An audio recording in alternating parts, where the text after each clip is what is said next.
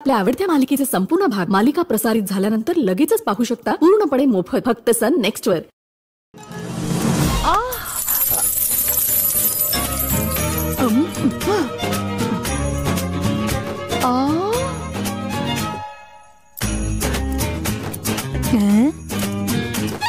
ताई, अगो बाई,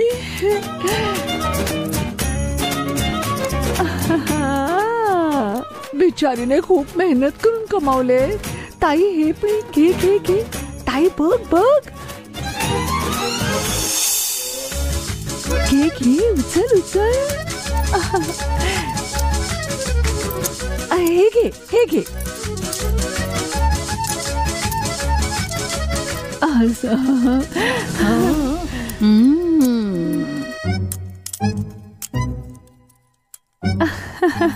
सॉरी संध्या. It's okay. मंदिराबाहेरच्या गरिबांसाठी सुट्टे केलेले पैसे असे खाली पडले, हे चांगलं आहे की वाईट आहे?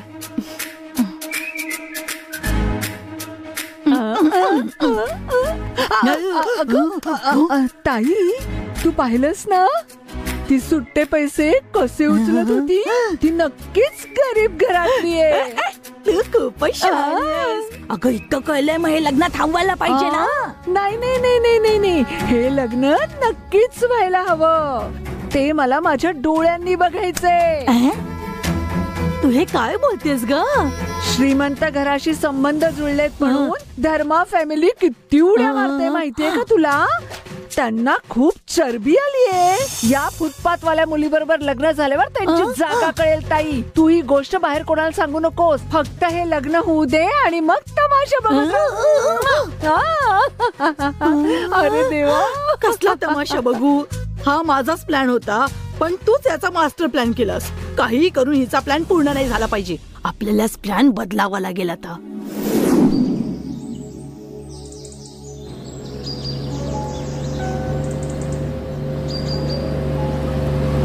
हा बरं बरं, ठीक आहे, मी बघतो. हा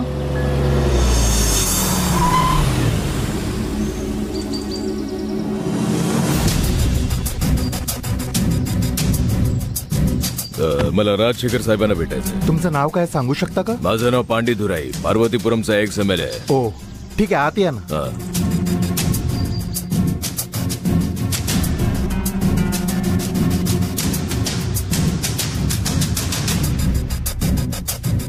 तुम्ही बसा, मी मामांना जाऊन सांगतो. ठीक आहे, बसा. बरं.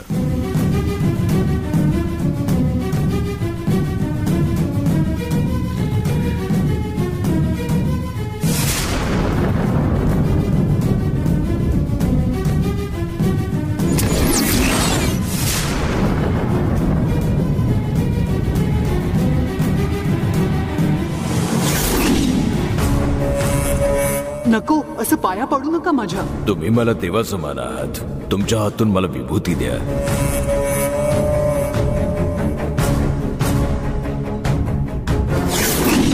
हा पार्वतीपुरम मधला कोणीतरी आहे, पण हा इथे काय करतोय?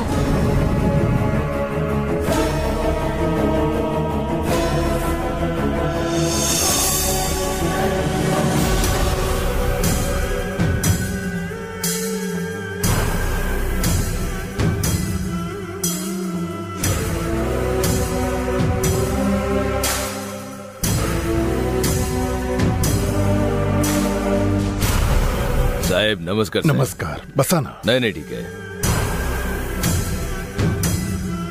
अप्पाची सभापतीने फोन केला होता. तुम्हाला मला भेटायचं होतं म्हणून सांगितलं, म्हणून मीच इकडे आलो.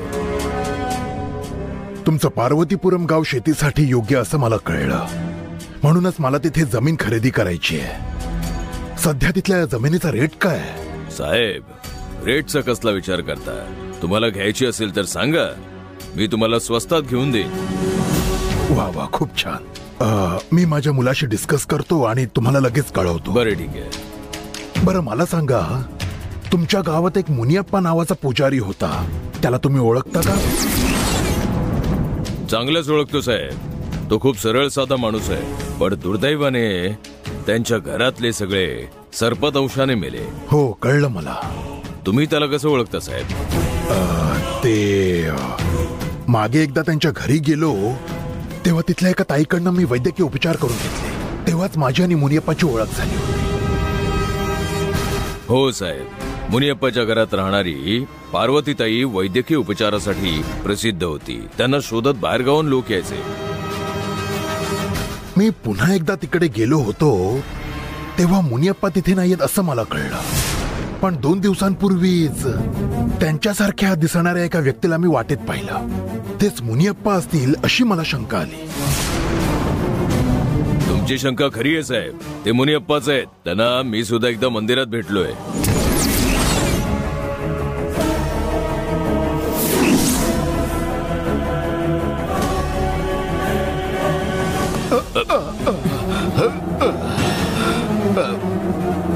माफ करा मला. 1 मिनिट. तुम्ही मुनियप्पा आहात ना? हो हो. दाढी केस वाढवले त्यामुळे वेगळे दिसत होते. अच्छा, म्हणजे मी ज्याला पाहिलं तो मुनियप्पाच होता. अरे रे, मी त्यांच्याशी बोललो देखील नाही. चूक झाली माझी. मुनियप्पांना भेटणं फार कठीण नाहीये. ते इथेच कोणत्या तरी देवीच्या मंदिरात असतील. 4 देवींची मंदिरं फिरली की कोणत्या तरी एका मंदिरात सापडतील.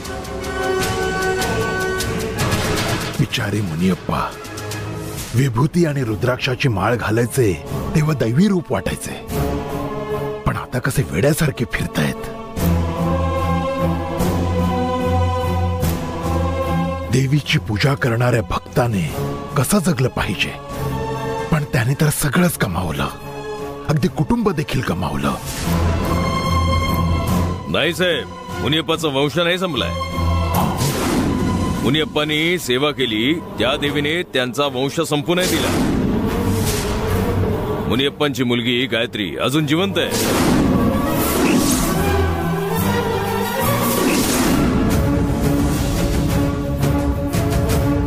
मुनियप्पाची मुलगी अजून जिवंत आहे हे ऐकून तर मला फारच आनंद झाला. बरं, ती गायत्री सध्या कुठे असते? ती मलेशियाला असते. एका क्षणात संपूर्ण कुटुंब गमावून अनाथ झालेल्या गायत्रीला एका फॉरेस्ट ऑफिसरने मदत करून पार्वतीपुरमच्या एका अनाथ आश्रमात भरती केलं. तिथे असलेल्या गायत्रीला शिवगंगा जिल्ह्यातल्या शिवमंगलम गावाच्या दाम्पत्याने दत्तक घेऊन तिला मलेशियाला घेऊन गेले.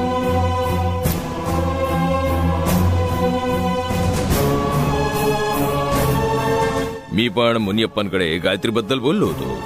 त्यांना खूप आनंद झाला. कधी ना कधी गायत्री परत आपल्याला शोधत येईल याच विश्वासावर जगतायत.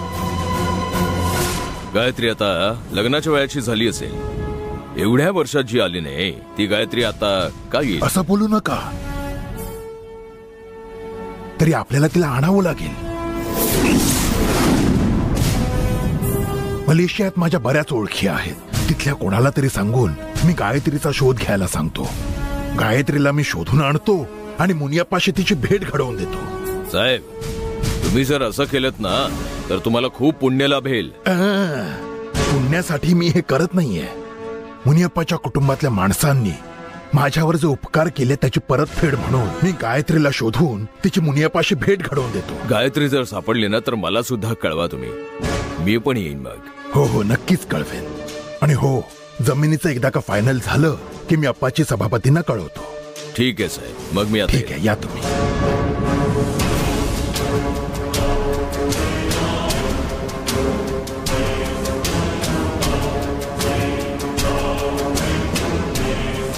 म्हणजे माझा संशय खरा ठरला तर संध्या मुनियप्पाचीच मुलगी आहे. माझ्यावर सूड घेण्यासाठीच संध्या लग्न करायचं नाटक करतेय. तिला मी ओळखण्यात चूक केली.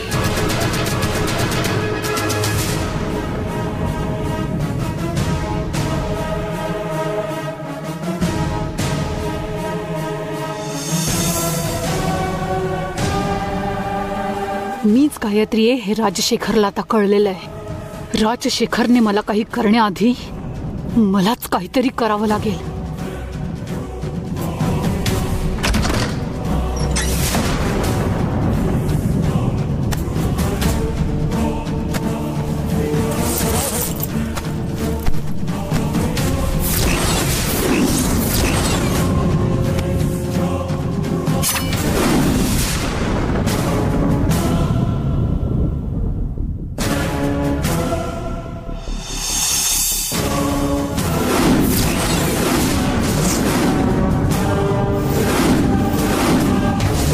राजशेखर, मीच गायत्री आहे हे कळल्यानंतरच मरण तुझ्या नशिबात आहे. आता माझ्याबद्दल तुला सगळं काही कळलेलं आहे, त्यामुळे या सूर्याने तुझा कोथळा काढून तुला मारून टाकणार आहे मी.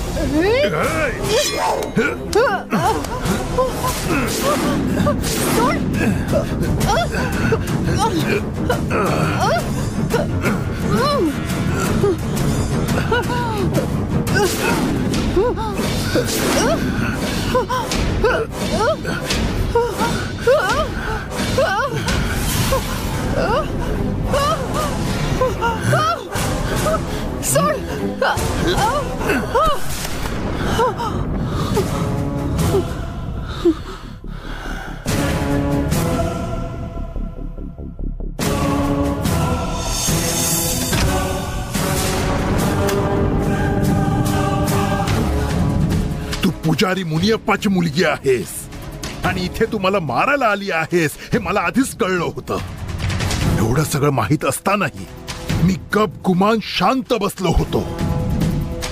तुझ्या या आगाऊपणासाठी ठरवलं तर मी आताच इथे तुझा जीव घेऊ शकतो, पण तुला मारण्या इतका मी वाईट नाहीये. काय म्हणालात? तुम्ही किती चांगले आहात ना ते मला माहितीये. वनदेवी मंदिरातून कालचक्र चोरण्यासाठी तुम्ही काय काय कृत्य केली आहेत ना ती सगळी माहिती आहेत मला. आता तुम्ही चांगला माणूस बनण्याची नाटकं करू नका. माझ्या आयुष्यात मी फक्त एकच चूक केली, ती म्हणजे ते कालचक्र चोरलं. त्या चुकीसाठी मी आजपर्यंत बराच त्रास भोगलाय. एवढा त्रास भोगण्यापेक्षा ते चोरलेलं कालचक्र परत करायचं होतं ना. कालचक्र परत करायला मला जरा देखील प्रॉब्लेम नाहीये, पण मी ते कालचक्र चोरलं आहे म्हणूनच तू आणि नंदिनी माझ्यावर खूप चिडल्या आहात. पण त्या कालचक्राची सगळी माहिती सांगून ते चोरण्यासाठी मला कोणी उकसवलं माहितीये का तुला? तुझ्या बापाने, मुनियप्पाने. पण त्या कालचक्राची सगळी माहिती सांगून ते चोरण्यासाठी मला कोणी उकसवलं माहितीये का तुला? तुझ्या बापाने, मुनियप्पाने.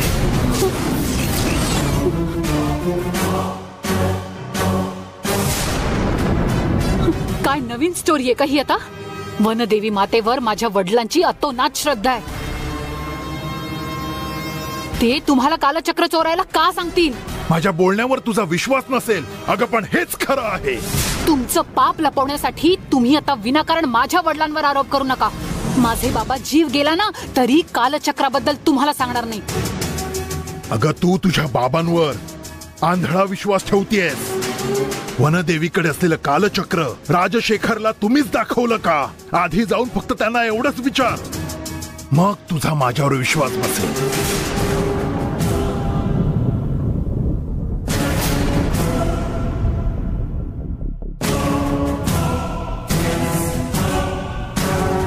या सगळ्यात फक्त मी चुकीचं असं वाटतं ना तुला? मग लगेच जाऊन तुझ्या बाबांना विचार. तेव्हाच तुला खऱ्या खोट्याचा उलगडा होईल. माझ्या बाबांना मी चांगलंच ओळखते. माझ्या बाबांचा तुम्ही सांगताय त्याच्याशी काहीही संबंध नाहीये हे आत्ता मी सिद्ध करून दाखवेन. आणि हे आत्ताच्या आत्ता मी त्यांना फोन करून विचारते.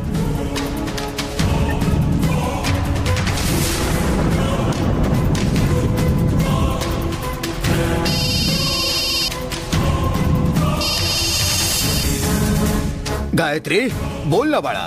बाबा, मी तुम्हाला जे विचारणार आहे त्याचं उत्तर द्या. मला गैरसमज नको. काय हवंय ते बोल तरी. कालचक्र असलेली जागा तुम्हीच राजशेखरना दाखवली होतीत का?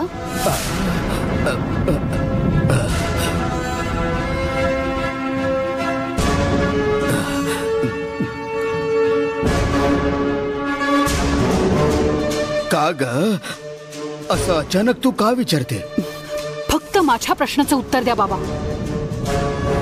वनदेवीकडून ते कालचक्र राजशेखरने काढून घेण्याआधी तुम्हीच राजशेखरना ती कालचक्राची जागा दाखवली होतीत का?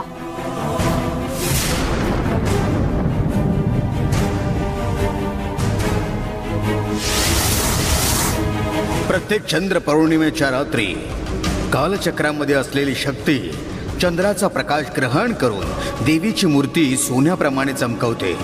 आणि हा त्या कालचक्रामुळेच चमत्कार घडतो.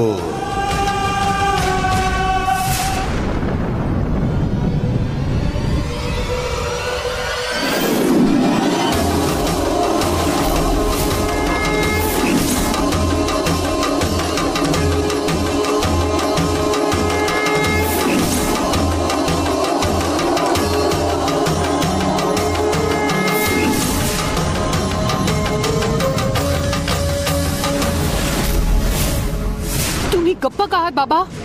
बोला ना. कालचक्राबद्दल तुम्हीच सांगितलं होतं का? हो बाळा, मी खूप मोठी चूक केली होती.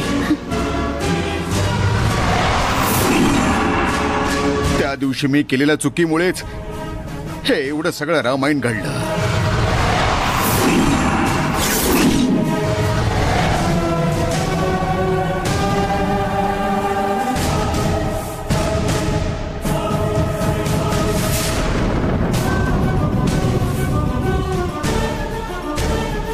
गायत्री, बाळा गायत्री, गायत्री.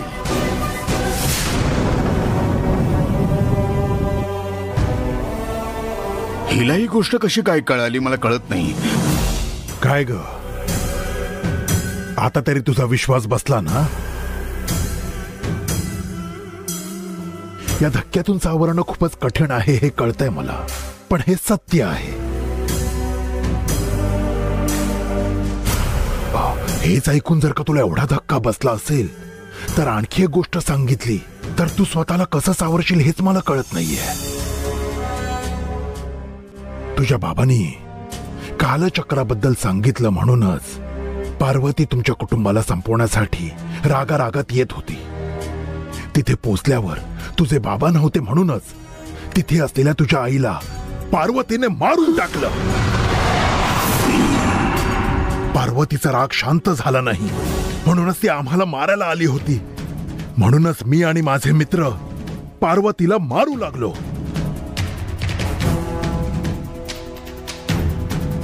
त्यानंतर जेव्हा तुझ्या बाबांनी हे पाहिलं तेव्हा आम्हीच तुझ्या आईला आणि पार्वतीला मारून टाकलं असा त्यांनी गैरसमज करून घेतला. आणि तेव्हापासूनच ते नंदिनी सोबत आम्हाला मारण्याचा प्रयत्न करतायत. आतापर्यंत ही गोष्ट मी माझ्या मुलाला देखील सांगितली नव्हती जी आज मी तुला सांगितली. कालचक्र चोरलं मी फक्त एवढीच चूक केली, बाकी मी काही चुकीचं केलं नाही. तुम्ही चूक केली असं वाटतंय ना, मग ती सुधारण्याचा प्रयत्न का नाही केलात तुम्ही? तुमच्याकडे असलेलं कालचक्र तुम्ही परत जाऊन ठेवायचं होतं. मी जर का ते परत केलं तरी नंदिनी मला मारून टाकणार नाही याची काय गॅरंटी आहे?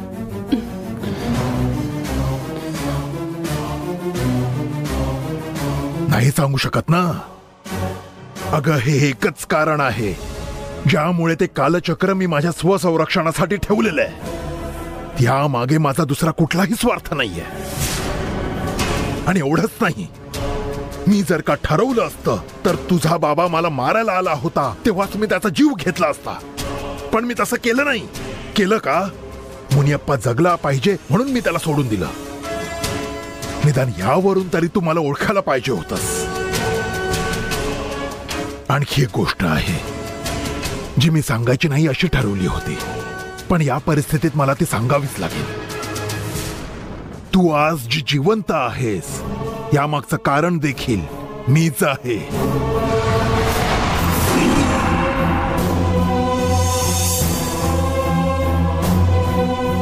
लहानपणी मीच तुझा जीव वाचवला होता, पण आज तू माझ्याच जीवावर उठली आहेस. तुझा विश्वास बसत नाही ना? एकदा नीट आठवून बघ, मग तुला कळेल.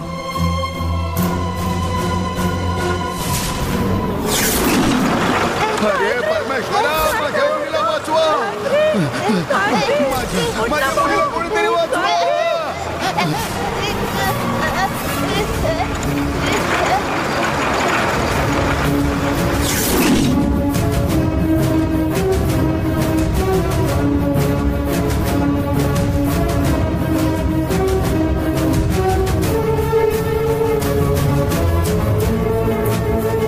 नंदिनी सोबत जरी मी शत्रूसारखा वागलो तरी मी तुझ्या बाबतीत तसं वागलो नाही.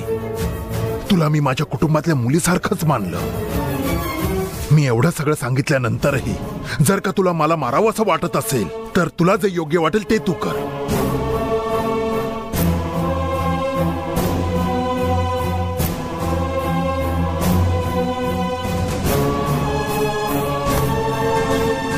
पण जर का तू मला मारलं नाहीस तर तुझा माझ्यावर विश्वास बसलाय असं मी समजेन. माझ्यासाठी एवढंच पुरेसं आहे.